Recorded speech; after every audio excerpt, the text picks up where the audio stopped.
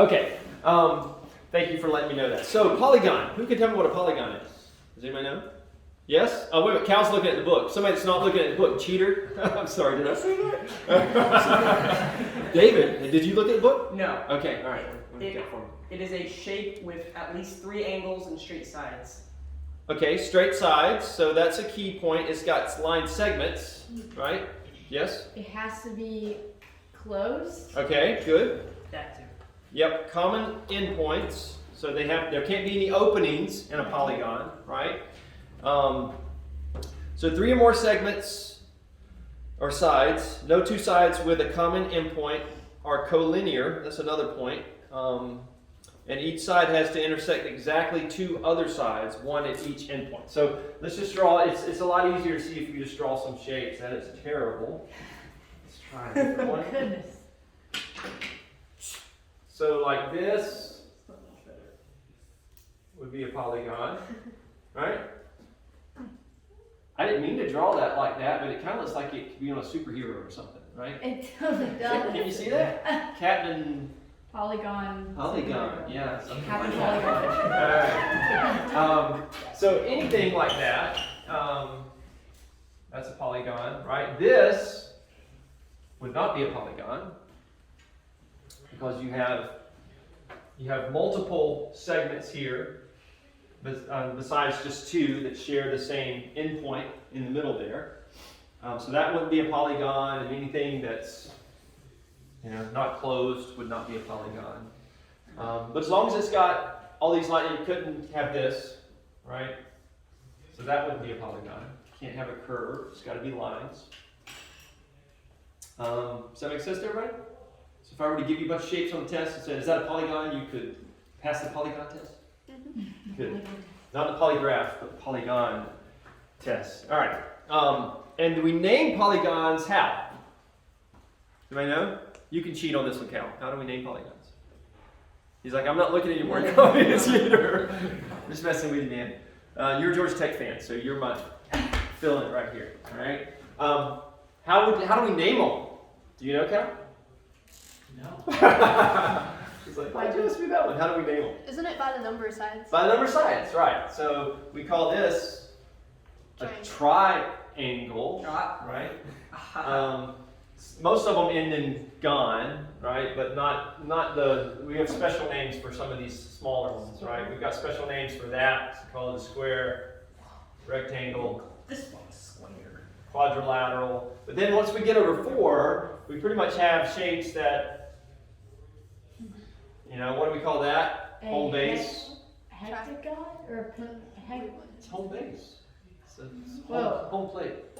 Never mind. Oh. All right, we call that a pentagon. Pentagon. Yes, I knew it was pentagon. 1 and 2. So because it's got 1, 2, 3, 4, 5, right? If it's got 6, Hectagon. did you say hectagon? Is it wrong? That's wrong. What? You're close. Yes, 8. Hexagon. Hexagon. All right, Come on. you're close. I've been saying it wrong all this time. Well, it's good. That's why you're taking geometry, right? So that you will say it correctly. Does anybody know what 7 is? A septagon. No, it's a good guess. Septagon. It's almost what you said a moment ago. It's very close to hexagon. It's got a T in it. Yes. Heptagon? Heptagon. There you go. Heptagon 7. So man, I just realized I'm out of practice, guys. There's all kind of names that I should be writing on the board today, and I've completely lost track. So let's see. I know we had Cameron, and we had Aiden, and we just had Cal, and I feel bad because I called Cal a cheater. I want to give Cal too. You call me a cheater. Let's see. Who else answered something? Olivia, she made sure that my camera was on. Somebody explained polygons. Who was that? Is that David and Camille? All right. Anybody else that I'm overlooking? Don't want to leave anybody out. Wait, Joey, you said something. You took a guess, right? Joey guessed. So that's okay. You came close. All right. So what I want you guys to know is I'll just write the ones on the board that I want you to know as far as the names of the shapes, all right? based on the number of sides. So if we have 3 sides, we call that a triangle. If we have 4, we call that, actually, you know, I didn't write down the more general name, which is a quadrilateral. We have some names for special quadrilaterals, but the basic name for any 4-sided polygon would be a quadrilateral. These are all polygons. 5 is pentagon. 6 is hexagon.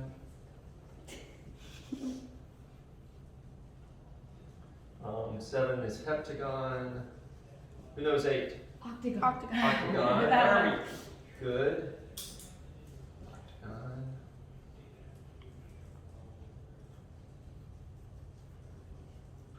9 is a nonagon.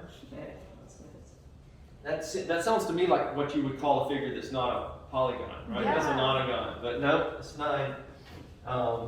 10 is a decagon. Think about like a Deck of cards. decathlon or a deck of cards. How's that going to help me? What does that have to do with 10? You've Well, got it's a- 10 card. Deck of polygon. Okay.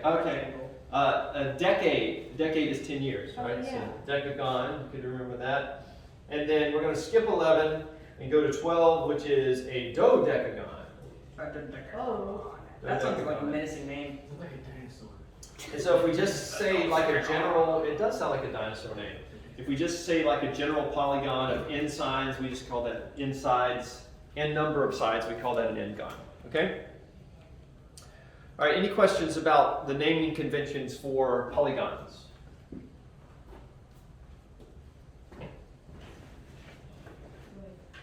Oh, Yeah? never mind. Okay. Let's see. This is chapter 6, like I said.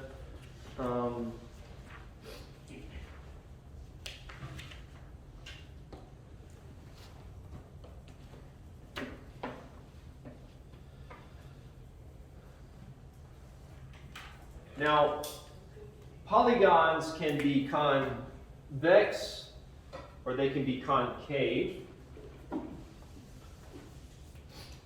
I have 2 polygons on the board right here. And the easiest way to me to remember whether one is convex or concave is to remember the concave one, because if one of the sides of the polygon looks like it caves in, then that's concave. All right, so this is the concave one. And this one's convex. The technical way to think about it is if I drew an imaginary line through the sides of the polygon, that imaginary line couldn't cross another side in order for it to be convex. If it crosses another side like it does here, then it's concave. Okay? But you can also just look at it and see if it caves in anywhere. That's the easiest way at a glance, I think, to just see.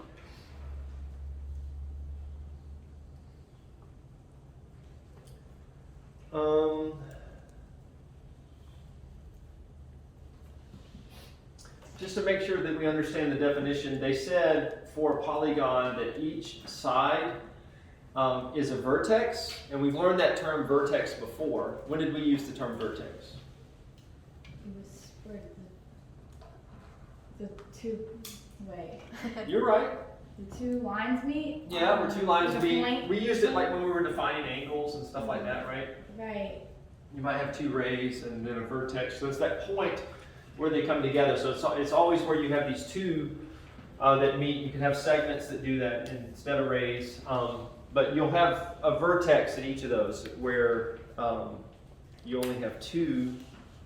The endpoint of a side is always a vertex, which means it's got to be connected to another side. That's just a way to say that there aren't any openings in it. Let's see. You may see concave referred to as non-convex. Might be another way you see that written. What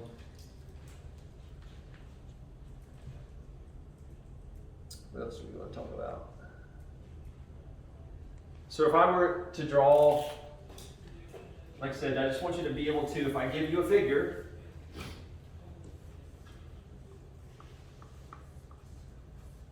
right? And I said, what type of polygon is that?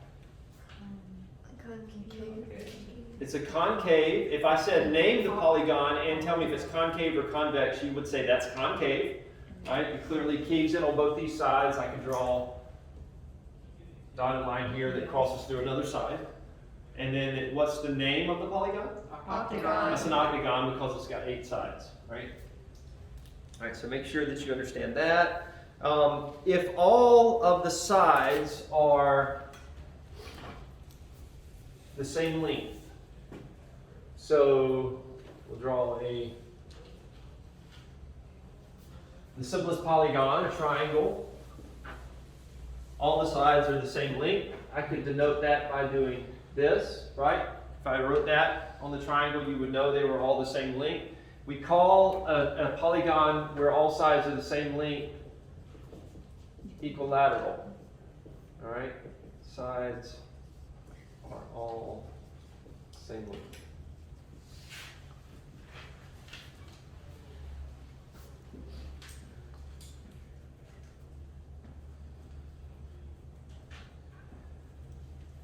For this particular triangle, and we learned this from our theorems in chapter 4, right? If all the sides are the same length, then all the angles are the same length.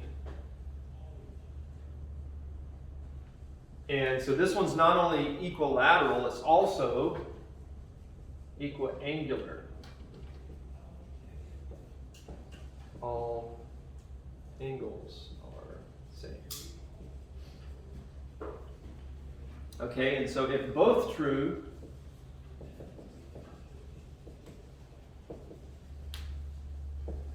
this is a regular polygon. So if we use the term regular, we mean that all angles and all sides are the same.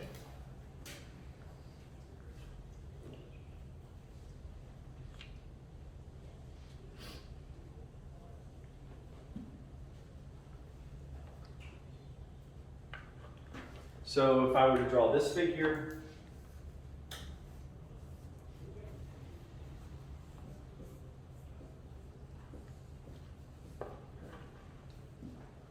I could ask you multiple things about this particular figure. I could first say, what's the name of this figure? Quadrilateral. Quadrilateral. I could ask you, is it equilateral or equiangular? Equilateral. It is equilateral. I saw a hand in the back there. Who raised their hand in the back? Ian, is it regular? No, because it's not equilateral. It's not equiangular, right? So it's equilateral, but we could not say that this is equiangular, and so because we couldn't say that, we also can't say that it's regular, right? So it's not regular. It's a quadrilateral, and specifically it's an equilateral quadrilateral. All right, any questions about that? Convex or concave? Convex. Convex, that's right. Right? All right, what is a diagonal of a quadrilateral? A diagonal is just a line that goes on the inside and connects to another endpoint, okay? So that would be considered to be a diagonal of this particular polygon. This would also be a diagonal. Anywhere that goes inside the figure and connects to another endpoint. So there's potentially multiple, right? In the case of a, that's not, 1, 2, 3, yeah, that's right. Okay, so for this one here, we could go here to here, you could go here to here. We could say that's a diagonal as well, right? There's multiple options, all kinds of diagonals in that particular figure. So it's just a segment that's joining non-consecutive vertices.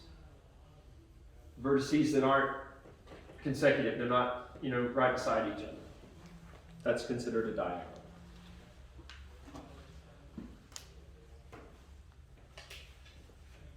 All right.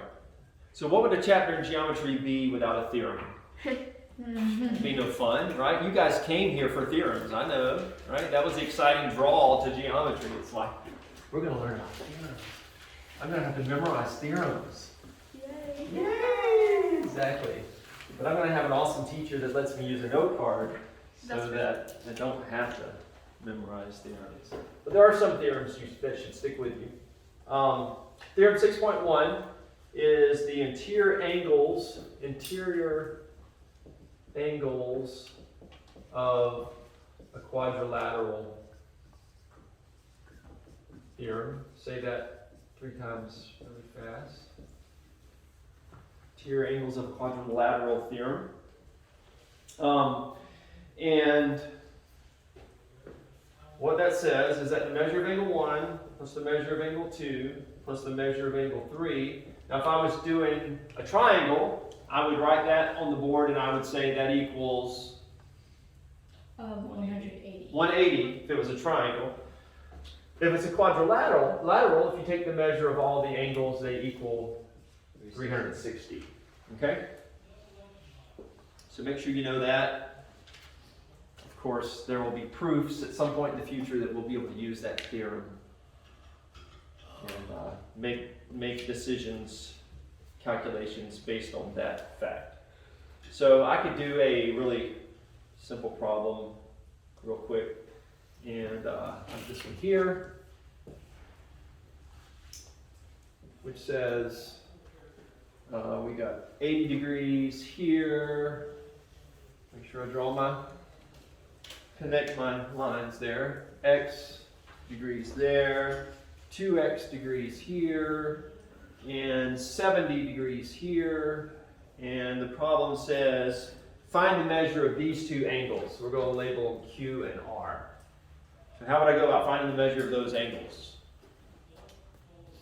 I would use theorem 6.1, right? The interior angles of a quadrilateral theorem, right? And so I would say everything has to add up to 360, so 80 plus 70 plus x plus 2x equals 360. So I would add my like terms, that's 150 plus 3x, right, equals 360. I would subtract the 150 from both sides, and I would say that equals 210. And then I would divide both sides by 3, and so I would say that x equals 70. But what did the problem ask for? The 2 angles. This got a few of you on the test, right? You've calculated x, but I didn't ask for x. I asked for a particular angle. So you're supposed to plug x back in to get the value. So the measure of angle Q is simply x, right, which is 70 degrees. But the measure of angle R is 2 times 70. So that equals 140 degrees. Good? All right. Any questions? That's section 6.1. So any questions about that? What time did we start? 12:30? We've only been in here 35 minutes? Wow. My clock's messed up. So, man, we're rocking today. We've discussed like what we did over the break and all the cool things that we did, and we already through one of the sections. That's awesome. So let's move on to the next section, which has way more theorems. You'll be excited to know. See? And we're going to talk about a special quadrilateral. It's called a parallelogram. Parallelogram. All right? Parallelogram. Yep, that's right. So it's the definition of a parallelogram is this. This is a quadrilateral where opposite sides are opposite sides are parallel. Hence the name parallelogram. If Ella was here today, I said Ella's name, I was gonna call Ella Parallella, so her Instagram account should be parallelogram. I was gonna use that joke, she's not here for me to use that joke. So. Oh well. Alright, so where opposite sides are parallel. Alright, so it looks like this.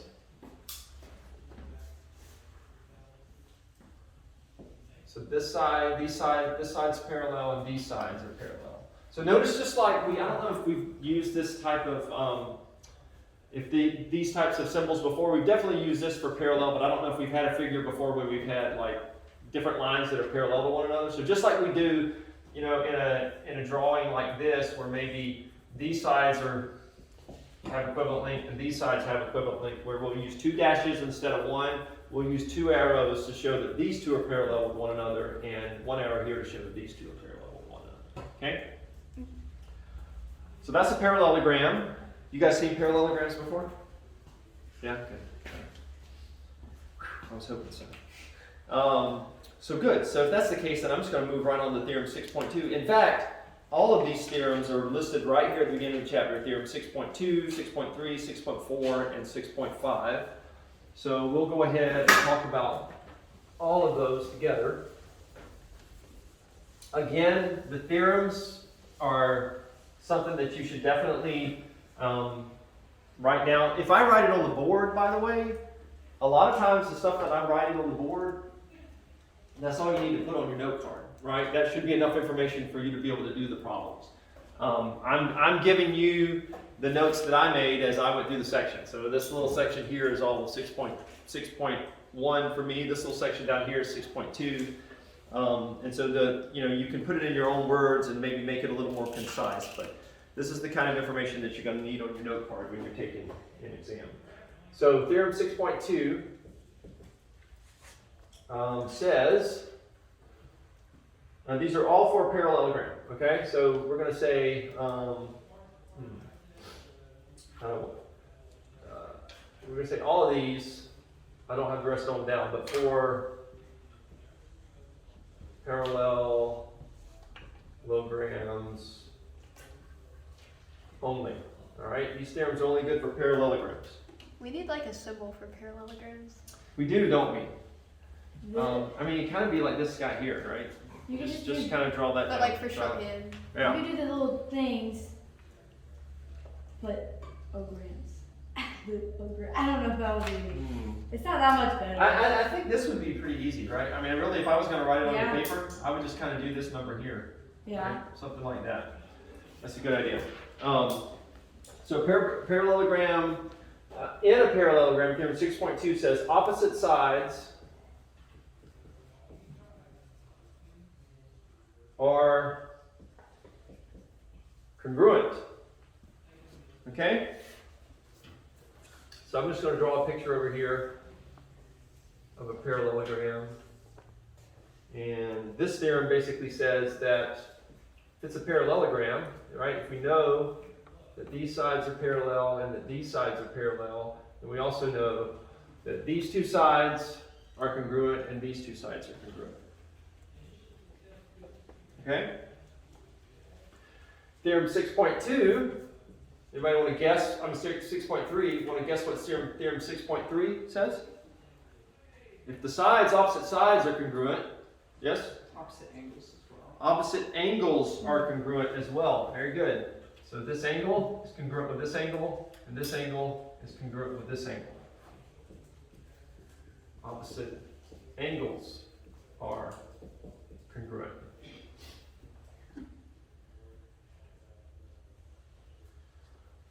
Theorem 6.4 says consecutive angles. What do I mean by consecutive angles?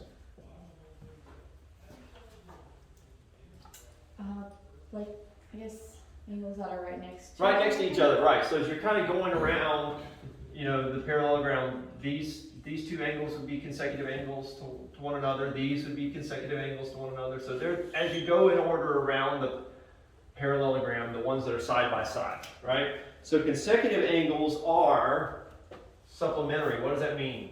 It equals 180 degrees. They equal 180, that's right. So like if we were to label this diagram here P, Q, R, S, then we could say that the measure of angle P plus the measure of angle Q has got to equal 180, right?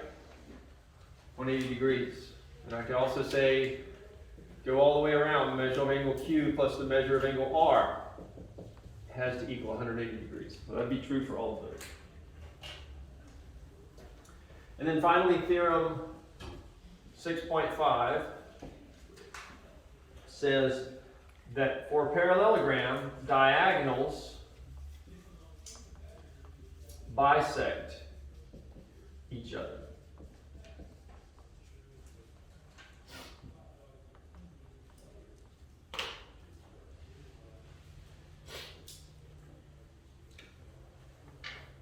So what does that mean?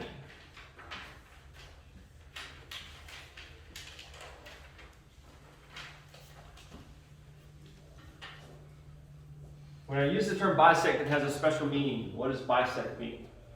Is anybody that has not said, what does bisect mean, Gabe?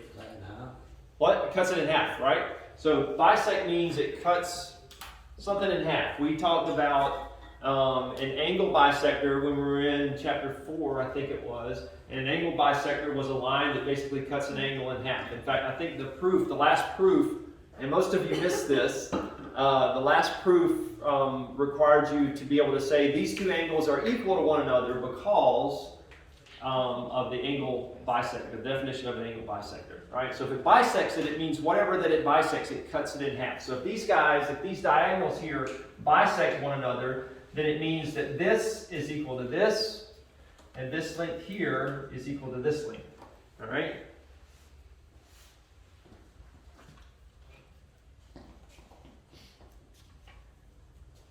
Again, make sure that you know this is for parallelograms only. We can only say those statements are true based on those theorems. It's top secret. For parallelograms, that's right.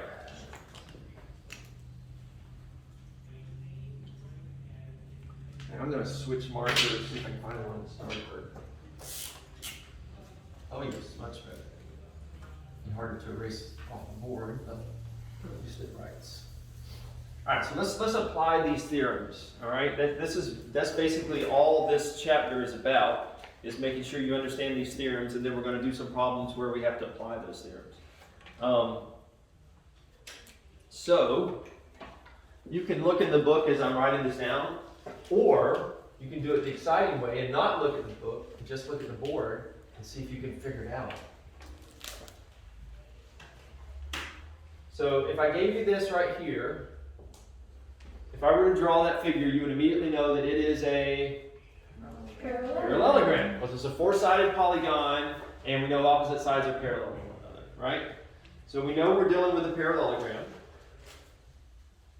I'm going to draw this, I'm going to draw that, and we're going to label this 5 right here.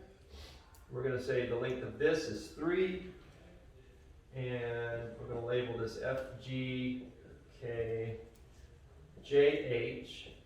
And so we're asked to find the length, first of all, of JH.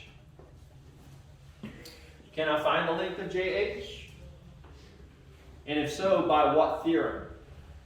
Cal. You can find it by theorem 6.2. That's right. Because FG is 5, so by that, GH should also be 5. Exactly right. So 5 would be the value for JH. Remember when we just label it JH and we don't put the line over it? We're saying what's the length, the actual length of line segment JH. When we put the line over it, we're saying line segment JH. This is saying the length of line segment JH.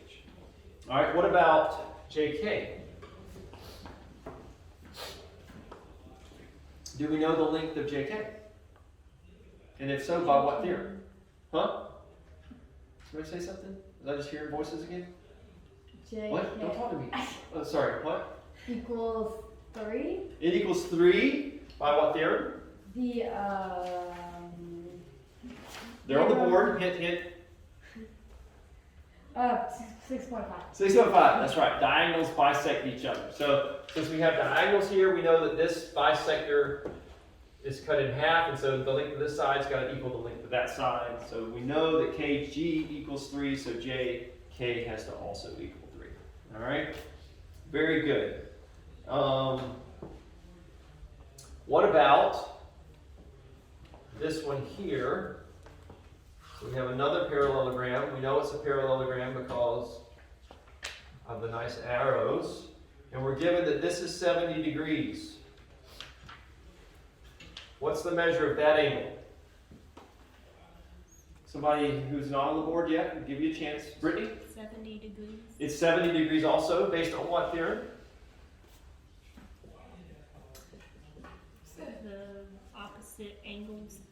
Are congruent, right? 6.3, exactly. By theorem 6.3, that one has to also be 70 degrees. So here's my question. Can you now tell me what the value of that angle is? Aiden says, yes, I can. Yes. Oh, I hear another yes. Does anybody say no way? Absolutely not? Okay, good. Would be 110. We've got 110 on the board. How could I, give me an equation that I could write down to figure that out. You could use each angle equals 360. And then 360, that's right. And what do we know about this angle and this angle? they're congruent, they're the same. They're the same, right? So we could say, if we call this angle A, right, and we call this angle B, then we could say the measure of angle A times 2, since those are equal to one another, right? The measure of angle A times 2 plus 70 has got to equal, like Jackson said, 360, right? So 2 times the measure of angle A equals 140 minus 360, so 220.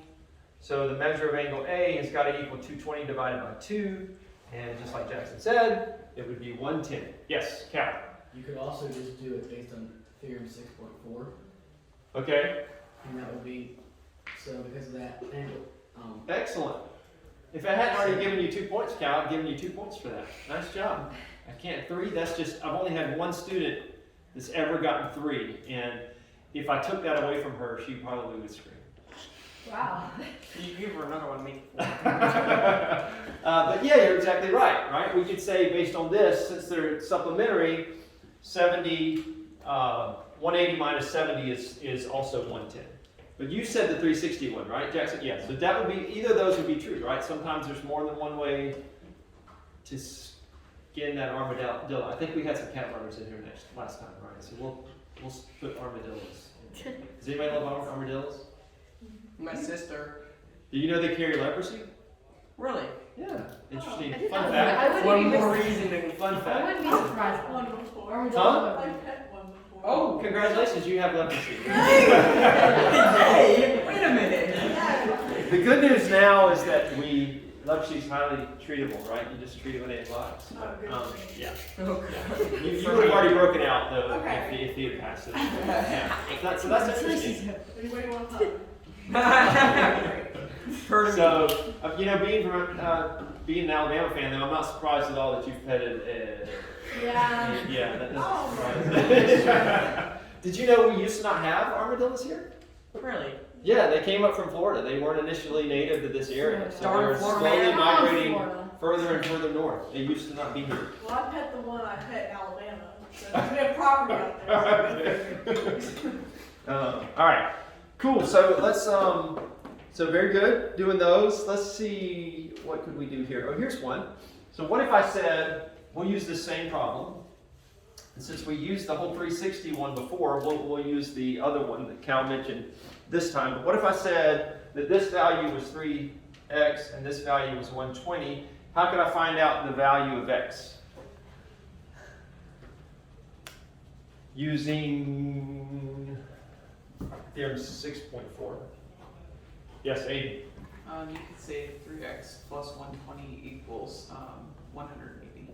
plus 120 equals 180 because it has to be supplementary, right? So that means 3x has to equal 60, and we divide 60 by 3, so x has to equal 20, right? So that's how we would find the value of x.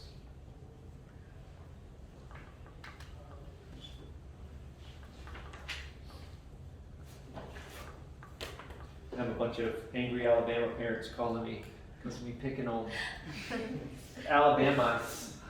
I'm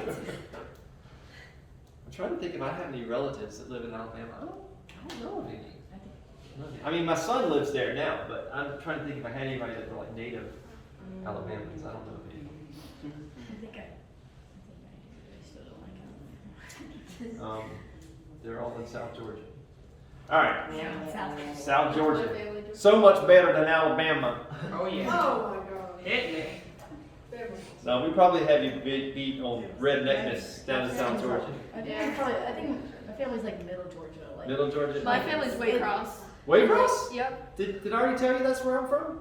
No? That's where I'm from. Really? Really? What's your last name? Raymond? Raymond? My dad is not from Oh. South Georgia though. So what's the family that's from Waycross? My mom's maiden name was Mayo, but Was their what? Mayo, like mayonnaise. Like mayonnaise mayo, huh? And then, but their Does family she have a name. clinic? But their family name was Forts or thing. Yeah, like as in like a tree fort. Like a tree fort or fork? Fort. Like, Fort with a T. Okay, Yes. got it. Because a tree could fork too, so I wasn't sure which one it was. So fort, interesting, huh? I don't know if I know. I'll have to ask my mom. My mom was a banker there, and so she knows like everybody in Waycross. So I'll have to see if she knows any forts. That's cool. Yes. I had a band teacher down in Florida whose maiden name was Couch, and then her last name was Waldo. wait, what? I'm not joking. Couch Waldo? Yes. Oh, okay. Yeah. Did she hyphenate her last name when she got married? No. Okay. All right. What instrument do you play? Trombone. Saxophone, buddy. Sorry. Wait, we almost had a connection. Wait, there. why is? Wait, what? Oh, I mean, not only is it not the Jazz. same instrument, but he's like he's a brass instead of a woodwind. So yeah. Jazz is good though. Yeah. I dropped out of band though. I didn't stay in it. Aww. And I just couldn't. We had to start school 2 weeks before everybody else in the hot summer South Georgia sun. You know, why would I want to do that? Marching band killed me. I love symphonic band, but I hated marching band. All right, so let's talk about where am I? Where am I next? Here we go. Where are we? What just happened?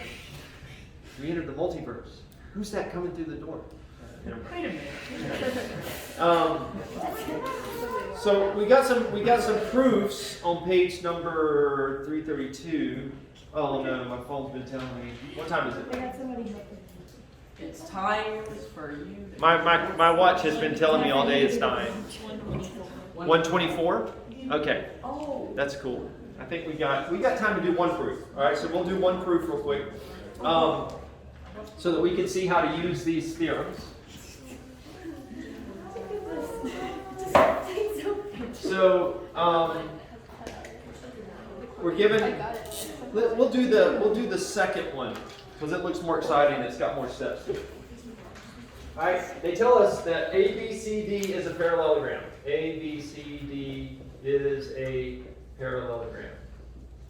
Wait, which page? Well, two L's. 336. Parallelogram. Oh, yeah, I see. And we're given this Okay.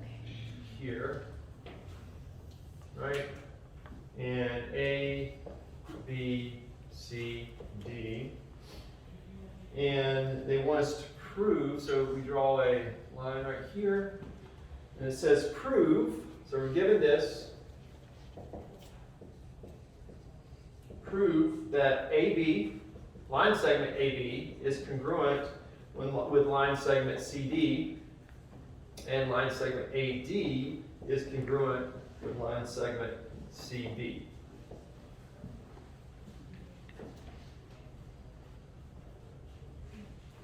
Okay. So basically the opposite sides, right, are congruent with one another, which is exactly what theorem 6.2 says. So we're proving theorem 6.2, right? Why do they make us do things like this? Alright, so let's see if we can actually prove this out based on what's been given. So given that ABCD, hey, they do have a little symbol there for parallelogram. Did you guys see that? Yeah. So we're given, Wow. we do this statement, reason. So ABCD, number one, ABCD is a parallelogram. Mine looks a little different from theirs.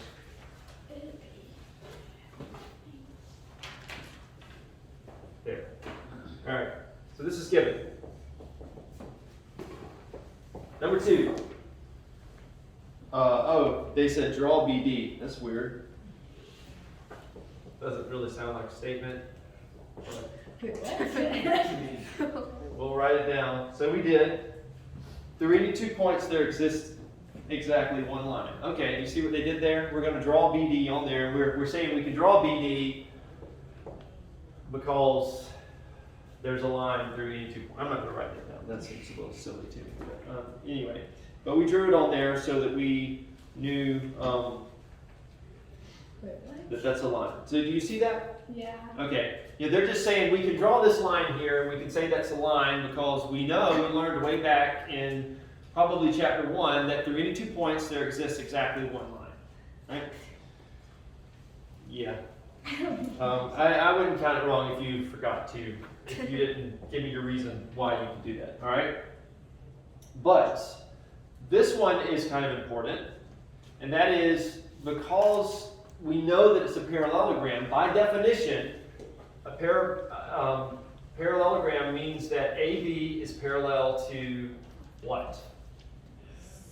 AB is parallel to CD, I guess. DC or CD, either one's fine. And also, AD is parallel to BC, right? Everybody agree with that? We draw those as line segments.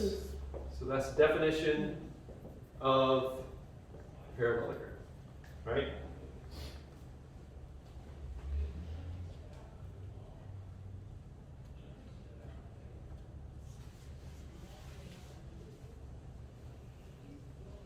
Oh, here's a blast from the past, right? How about this? So since we've drawn that line, since we know now that these are parallel to one another, right? We can now say that angle ABD is congruent with angle BBC. It's not quite the order they wrote it in, but it's fine. It's still the same angle. And why do we know that is the case? Because of what we learned about alternate interior angles. Alternate interior angles theorem. Right? So alternate interior angles theorem tells me that this angle is equal to this angle.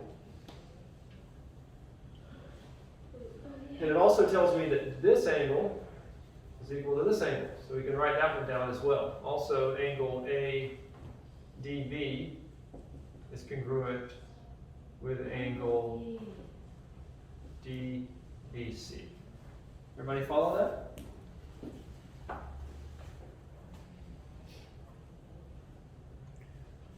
All right, here was one that you guys missed on the test. And so I'm glad, why did I label this 5? I don't know why I do that.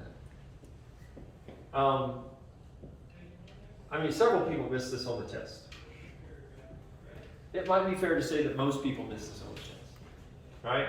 So I wrote down over here, reflexive property, they added of congruence. And I said by the reflexive property, something is true. The reflexive property is that crazy property where it basically says that something is equal to itself, right? Yes? Is it, in this case, would it be angle BD equals angle BD? Angle B. Or DB, or You mean line segment? Yeah. Sorry. Yes. Yes. Sorry. Exactly. Yeah, man. So basically this line segment, for these two triangles here, this line segment here has got to be the same for both of those. So it's just saying that angle DB or BD, either way, I'm not angle, you got me saying it now. Line segment DB is congruent with line segment DB. So anytime you see that reflexive property, it's saying that something is equal to itself. Yes, AD. Why did we have to state that? Why do you have to state it? Why not? Well, like in the proof that I gave you guys, and I don't remember what, do you guys have your test in front of you? Yes, sir. Okay, pull out your test, and it should make sense, hopefully, on your test.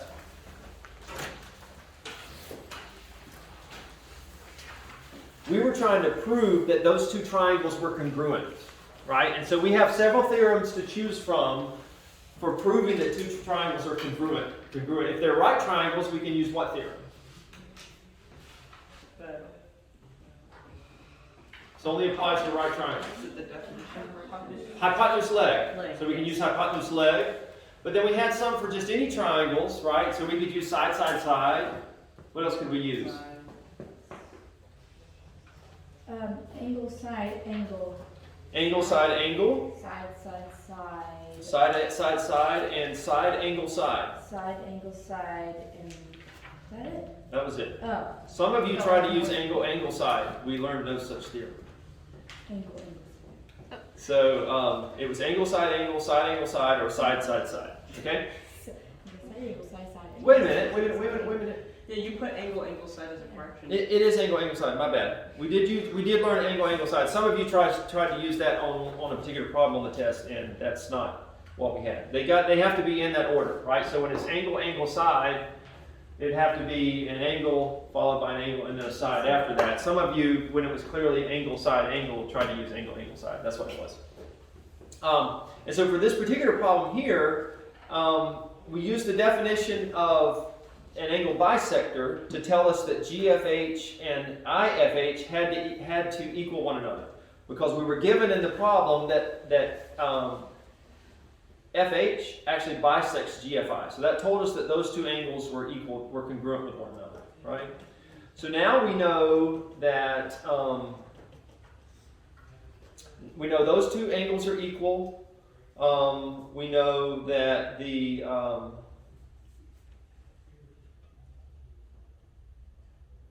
we've already been given that angle GI is equal. Angles G and I are congruent with one another. And so, because in our figure here, draw the figure on the board.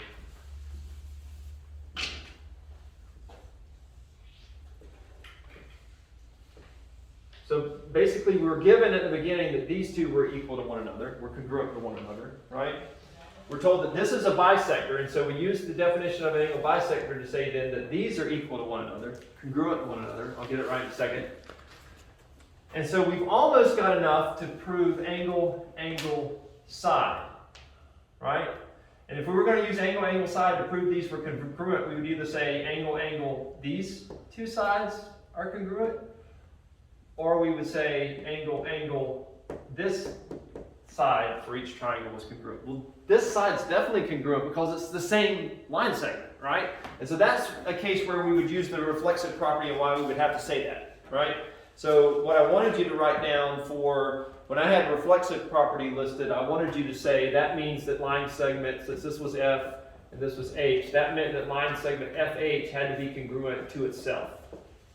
So that's where reflexive properties come in handy, right? When you're trying to prove something like this, now that we've done that, we're able to say angle, angle, side, right? Proves that these two triangles are congruent. And so that's similar to what we're doing here. That's why we're making this case. We'll see that when we kind of wrap it all up. But you have to prove that some way, and the reflexive properties are how you prove that. They seem dumb otherwise, but they only really kind of make sense when you're doing proofs like this, okay? And so we're using the same idea here. Because we've now proven that, we can say, we now know that, that since dB is congruent with itself, right, we now can prove by angle, side, angle, we can prove that those two triangles that we created whenever we drew that bisector on there, we can prove that those two triangles are congruent. So that means that triangle ADB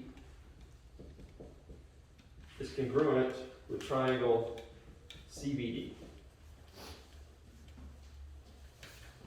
by angle side angle. Does everybody understand that? Does that make sense? Don't just nod your head because everybody else is.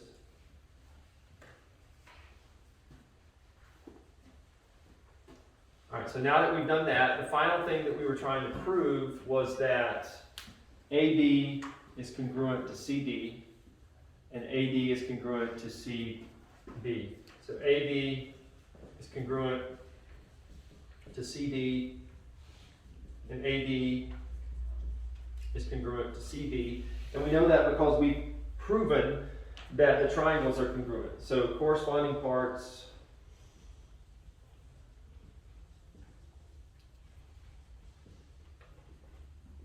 of congruent triangles are congruent. If we can prove the two triangles are congruent, then we know all the corresponding parts of those triangles are also congruent. Yes? Oh, never mind. You got it? Yeah. Okay. Anybody else want to do that? Raise their hand and then not let me answer the question. I answered my own question. No, that's good. Anybody have any questions? Anybody not get it?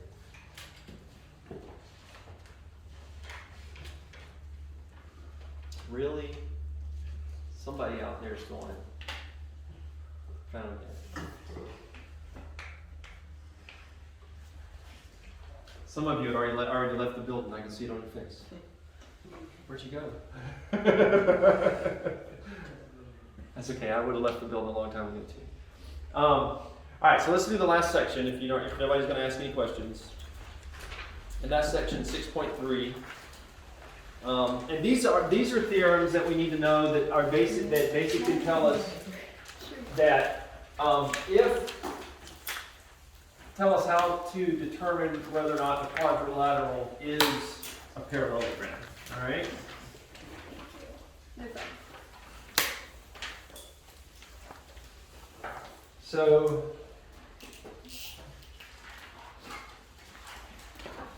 again, it just kind of gives us a bunch of theorems at the beginning of this section.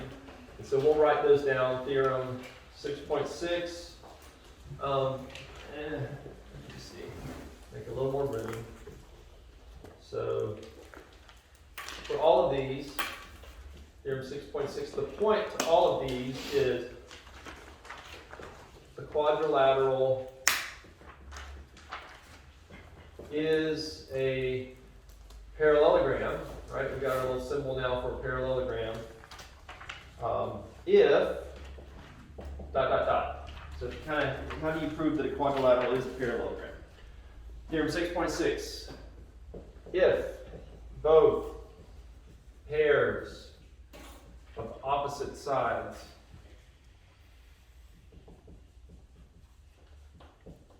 are congruent.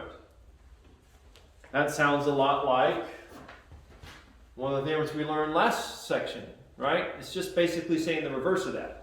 The last section we said if it's a parallelogram, then that means opposite sides are congruent. This section we're saying, what if it's a quadrilateral? We don't know if it is a parallelogram. How do we prove that? Well, if opposite sides are congruent, then it's a parallelogram. All right, so it's just the reverse of the theorems that we learned in the last chapter. Theorem 6.7. It's a parallelogram if both pairs of opposite angles are congruent. Again, this corresponds to theorem 6.3 that we just learned in the last section.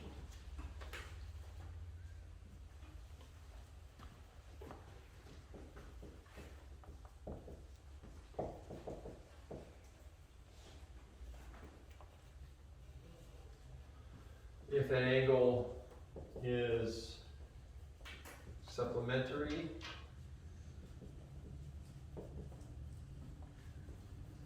both consecutive angles. That's the reverse of theorem 6.4.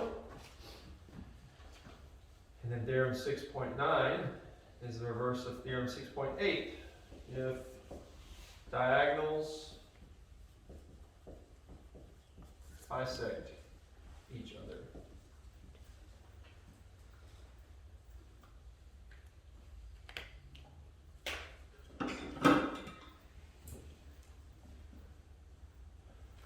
And then there is one new one.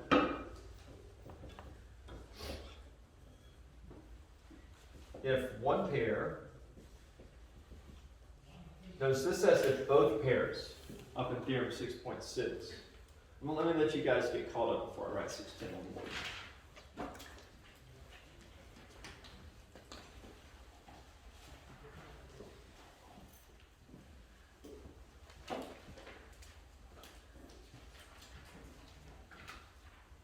Fantastic.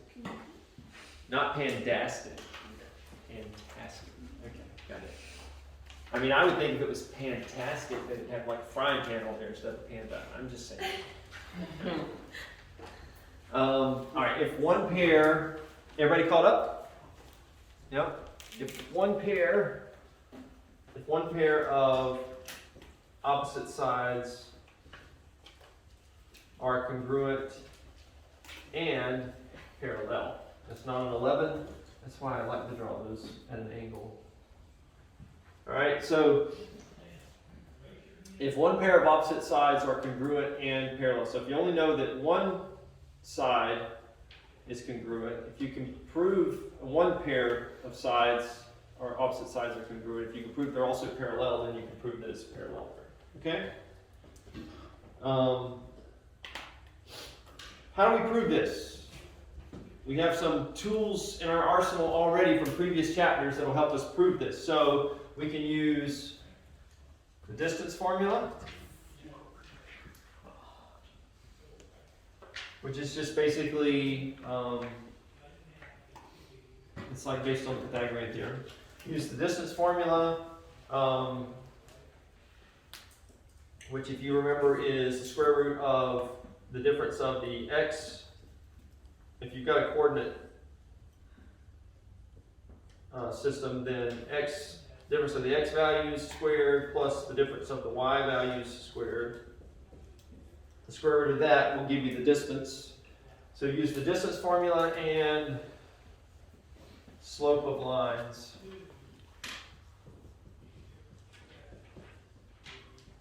To prove. Right, so if you had a drawing that was on a coordinate plane, you knew the points on that drawing, then you could calculate the distance and also calculate the slope to prove that opposite sides were both congruent and parallel. And that would prove that that drawing was a drawing of a parallelogram. Okay? Make sense? Because just because it's one side is parallel, that's not sufficient evidence, right? That it's a parallelogram, because this drawing here has opposite sides that are parallel, the other two aren't. So that would not be a parallelogram. All right, any questions? Does everybody see that these first four are just the reverse of the theorems that we've already learned? Does that make sense to everybody? I need to draw any pictures? You don't like my pictures, Kyle? Yeah, I don't want to draw any pictures, but I will if I need to. Right? It's just the reverse of what we just did. So if you guys are good moving on, then we'll just do some examples, and we will call it a day. Oh man, my watch is dead. What time is it? 1:45. 1:45? Yes, sir. Fantastic. Thank you. All right. So let's do. Oh wait a minute. There was one. Is there one more? No, that's it. That's it. All right. So let's do an example. And mainly this one here. I want you to see an example of this. So we've got this figure on a coordinate plane, and we've got a point at 2. Let's see. Let me draw some.